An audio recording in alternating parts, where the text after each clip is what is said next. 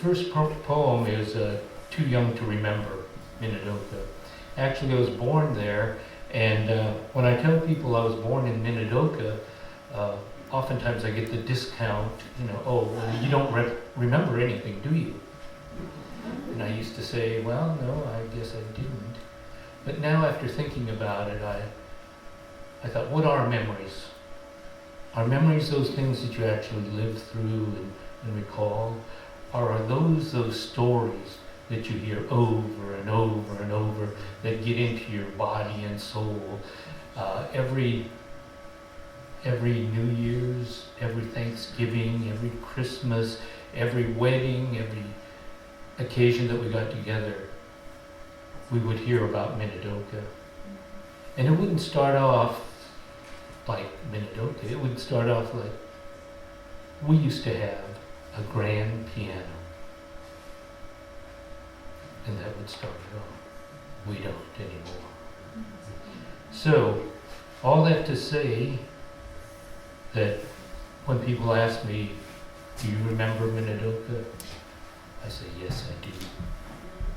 I have many memories. And the first poem is entitled, Too Young to Remember. Too young to remember Minidoka War Relocation Center. I do not remember the Idaho winter winds, knee-deep mud that oppressed 10,000 souls, or the harsh summer heat and dust. I do not remember miles of clothesline, of soiled diapers, clatter of families crowded into barracks, the greasy closeness of canned Vienna sausage, of pungent pork and sour brine exuding from the mess halls. Floating in the amniotic fluid, tethered in sea salt, odors nourished by fear and sadness, my mother's anxieties enveloped and nurtured me. Maybe it was the loss of her home, the sudden evacuation, being betrayed by her country. Or maybe it was a stillborn child she referred to as it. Sexless blob, a malformed tissue, a thing without a face that would have been my older sibling. My aunt described it as budo, a cluster of grapes in Japanese.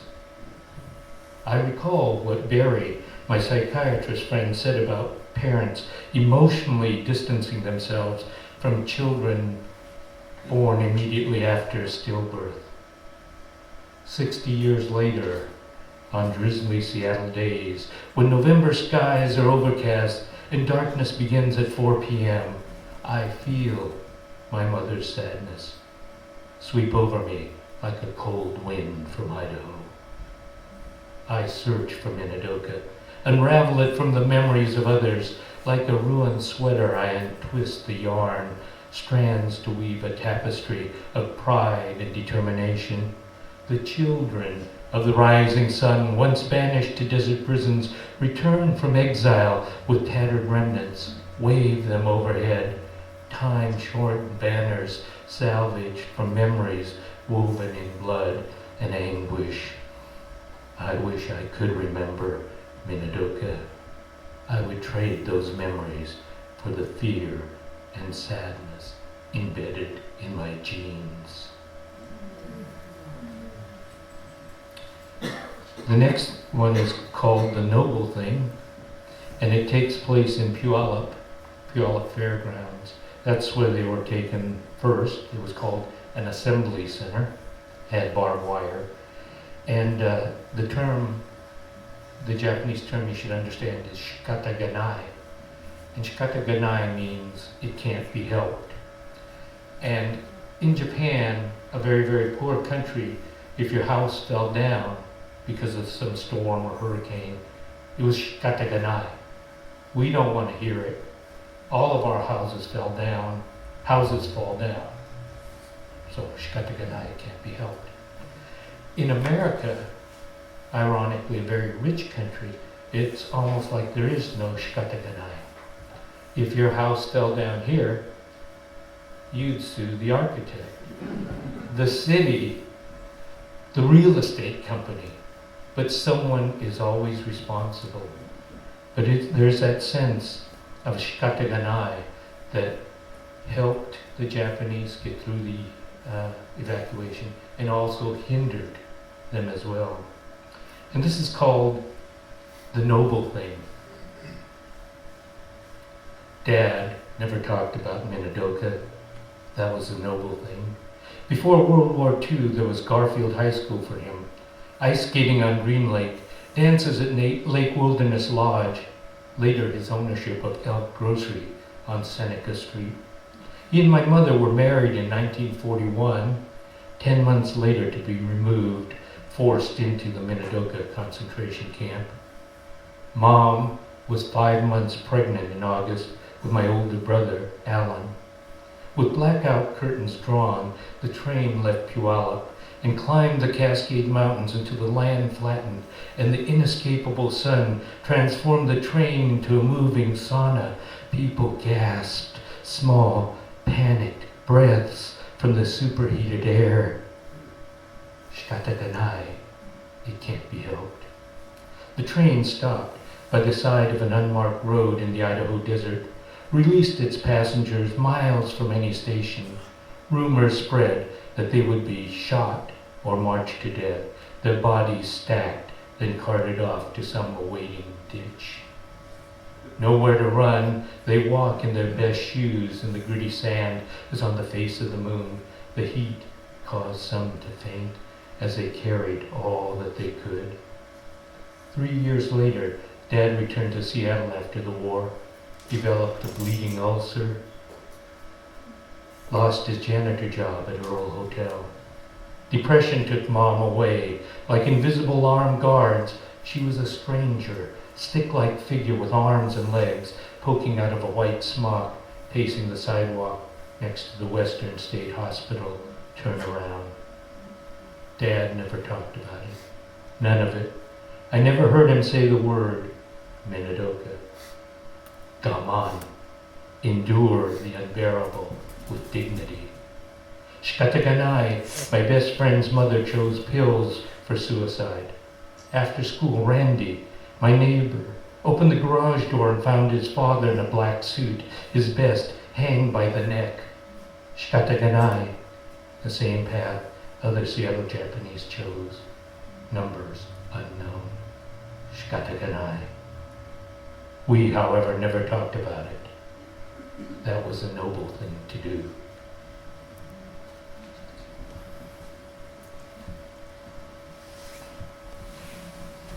In the video, you saw that the Japanese Americans volunteered out of the camps to fight. My father-in-law, Harry Sakuhira, volunteered, and he received 2 Bronze Stars, but he never got a Purple Heart. He was never wounded. And he said he was never wounded because he had a haramaki. Haramaki is a wrap. And in Japan, you would see during the war mothers at the train station with a piece of cloth, and they'd ask strangers to put a French knot into the haramaki, and it made a seinen body. And once they got 1,000 knots, they gave it to their sons to protect them in battle. Well, she didn't have the thread. She did have a sweater. And the vocabulary word is bachan, and bachan is grandma. Private First Class Harry. Bachan unraveled her blue sweater as if possessed, ripped and salvaged yarn to knit a haramaki, wool wrap for her son Harry before he shipped out to Italy. Todd, her first son, volunteered. Snipers at Bruyères killed him before she could finish his. Knitting needles clacked furiously. Not a missed stitch or a hole for a bullet to find. Yarn absorbed a tear. A mother's hope transformed wool like a shield of chain mail. This warm wrap, a mother's protective surround. Each stitch was a loop in a paper chain, an umbilical cord that stretched to her son 6,000 miles away. Unable to write English, she knitted her love into blue wool, her scent into a package of blue. to touch her son once more. The next one is an excerpt from a longer poem, but the vocabulary word is matsutake, and matsutake is pine mushroom, and they're very prized things. If you brought matsutake to a Japanese family, they were like indebted to you. It was a very good thing. But that's a pine forest mushroom that wasn't obviously in Idaho. So I call this Midnight Dancer. Pregnant in Minidoka, she wears her orange summer dress. She's round, like the full moon aglow, Mount Rainier, ice cream cone round. Possessed by radio music from a nearby barrack, she waltzes alone after dusk, sachets near the barbed wire, undulates, with my brother floating in amniotic fluid, kicking rhythmically to music from the crystal ballroom. She's just another wonder of nature, like ripe pears, apples, and pumpkins growing large in the summer heat. She remembers the fragrance of matsutake and blossoms. At dusk, she exudes a northwest forest perfume that coaxes the Idaho honeybees from their silver cedar hives for one last nightcap. This one is from my other book, and this is my friend Roger Shimamura, who's an artist who helped illustrate this. A long time ago, he told me about his first vacation to Hood River, Idaho. They got a cabin, and they rented a cabin for their first vacation. But the cabin was in such bad shape that his mother spent all the vacation cleaning the cabin, because that was the Japanese way to do it. So this is Roger. It's called Vacation. When he hands over the keys, the resort owner doesn't say Jap. Marlboro butts afloat in half-empty Rainier bottles in the cabin tell all. Mother rolls her sleeves, brushes sudsy ammonia across linoleum. Fruit flies feasting on wine dregs scatter. Let's go home, we plead. Mom ignores us, dips her wrinkled hand, scrubs brown stains from the toilet bowl, mops sandy corners, and pulls silky webs from the rafters. Outside the cabin, barefoot boys and girls frolic. To them, I'm the gardener, houseboy, janitor, Charlie Chan's blithering son holding a mop, but never a blonde girl's hand in a game of Red Rover. Like paper cutouts they stand. I hop with excitement and grit my teeth. Call me from the shadows, I pray. I can break the line.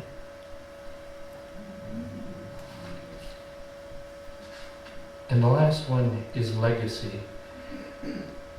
And the legacy of the Japanese-American experience, and why I do read this, is so that it doesn't happen again.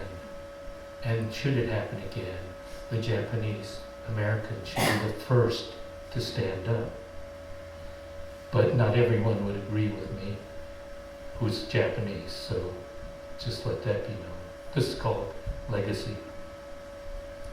When hecklers circle a North Seattle mosque after 9/11, I won't turn my back in silence, knowing vultures will descend on shuttered stores and homes when hate stains holy walls. Who will stand on granite mosque stairs, link arms with brown brothers and sisters? I will stand for my mother and father, who 60 years ago could not against U.S. Army bayonets, Browning rifles, President Roosevelt in Executive Order 9066. I'm like an alien abductee who walks among the living knowing the pain and humiliation of being taken while most white Americans look away. I have no nightmares about gray creatures with spindly fingers pushing needles into my belly button. My stomach is a chunk of black basalt, heavy like a meteorite, weight that disappears only when I stand. With only one lifetime to swing a pick, toss dirt, haul ore, I hoist a lantern in black tunnels, slide my hands to atomic bonds, meld them with stalactites and stalagmites of justice.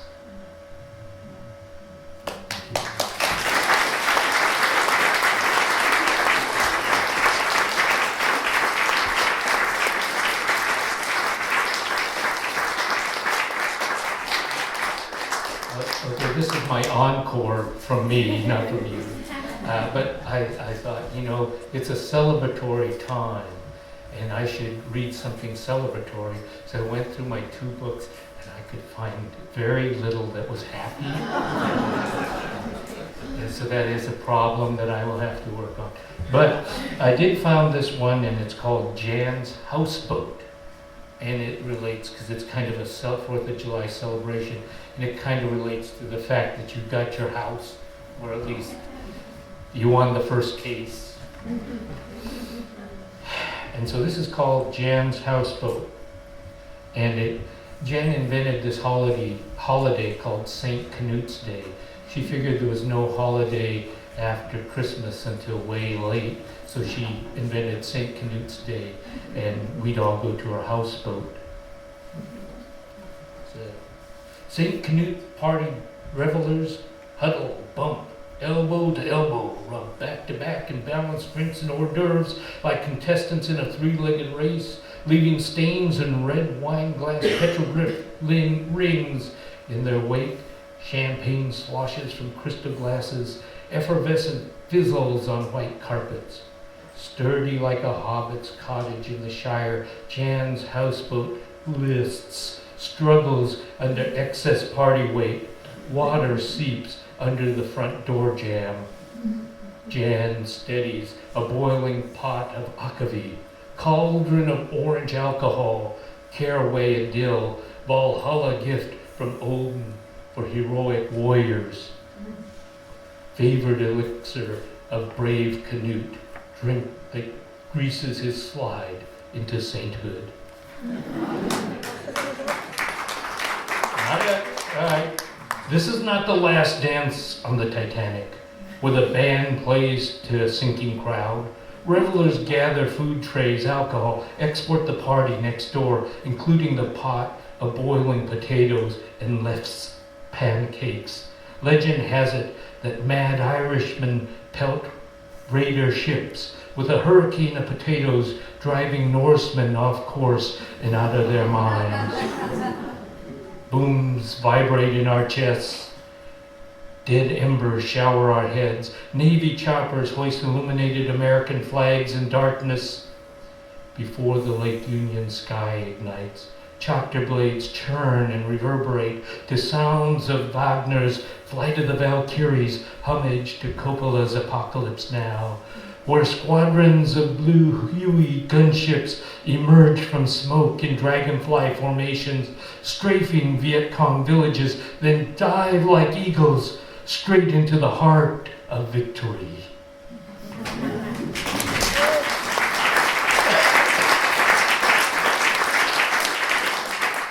Yeah.